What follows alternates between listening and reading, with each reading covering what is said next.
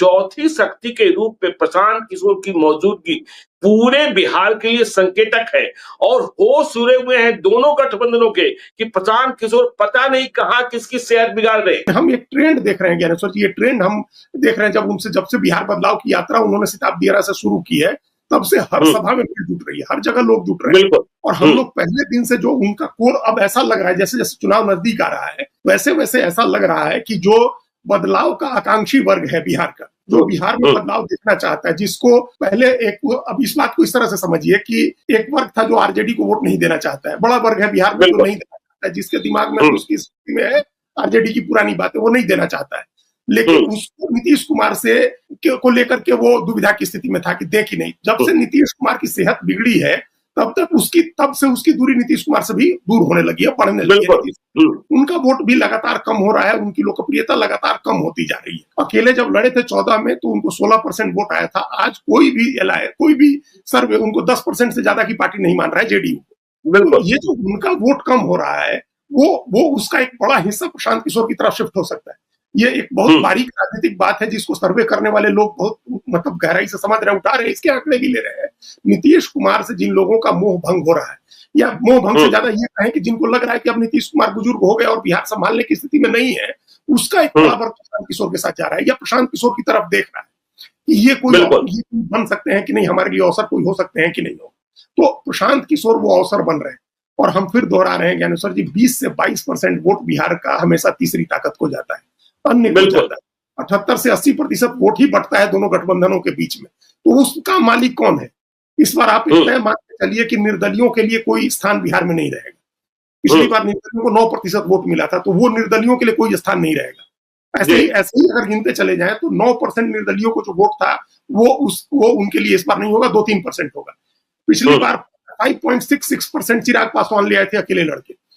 वो पूरा 5.6% वोट नहीं ट्रांसफर हो रहा है एनडीए। उसका एक वोट जो है प्रशांत किशोर के लिए जाएगा।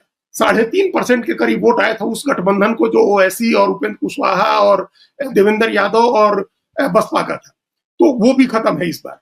तो इन सब से निकल के एक वोट का परसेंटेज 10%, 12% प्रशांत किशोर के पास आएगा।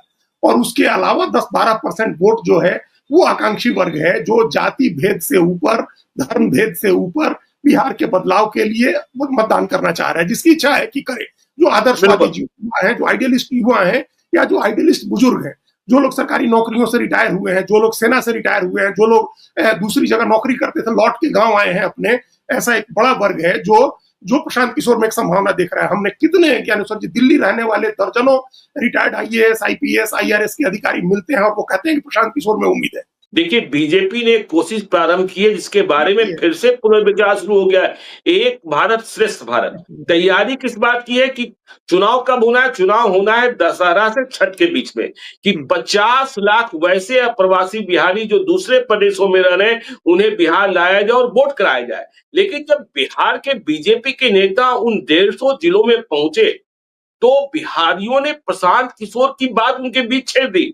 तो एक खतरा यह भी समा गया है कि लाएं हम और वोट प्रशांत किशोर को मिल जाए, तो इस पर फिर से पुनर्विचार शुरू हो गया है कि ये करना उचित होगा कि नहीं होगा। ये भी खतरा, ये भी भय समा गया है ज्ञानेश्वर, इसलिए तो हम कर रहे हैं। हम तो ऐसे लोगों से रोज ही इंटरेक्ट कर रहे हैं दिल्ली में, और वो कह रहे हैं प्रशांत किशोर में उम्मीद है, प्रशांत किशोर में संभावना है, बिहार का भविष्य है। तो अगर मान लीजिए वो अपने भी साधन से गए, अगर छठ में, दिवाली छठ में अपने गाँव गए, या बीजेपी के साधन से गए, तो वहां जाकर के तो प्रशांत किशोर का माहौल बनाएंगे।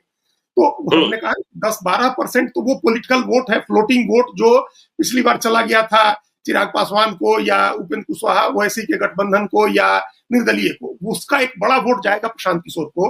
और ये जो आकांक्षी वर्ग है, नौजवान वर्ग है, या जो आदर्शवादी वर्ग है, जिसको हम लोग मानते हैं, जिसने जीवन भर ईमानदारी से नौकरी किया है, टैक्स भरा है, मेहनत किया है और अब रिटायर होकर के है, उसको प्रशांत किशोर में संभावना दिख रही है।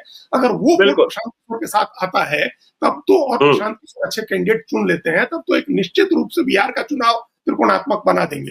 और ये इसी का संकेत उनकी सभाओं में मिल रहा है। हमने पहले कहा, महीनों तैयारी करके सभा की चिराग पासवान ने जितनी भीड़ जुटी उतनी उनकी रोज की सभाओं में जुट रही, रूटीन की सभाओं में भीड़ आ रही है। अपने आप लोग पहुंच रहे हैं और लोग पहुंच के चर्चा कर रहे हैं उनके बारे में, एक मैसेज लेकर के अपने गाँव जा रहे हैं कि भाई ये आदमी अपने लिए तो कुछ कह ही नहीं रहा है। ये उनकी सबसे बड़ी पूंजी है आदर्शवादी और आकांक्षी युवाओं के बीच में, बुजुर्गों के बीच में।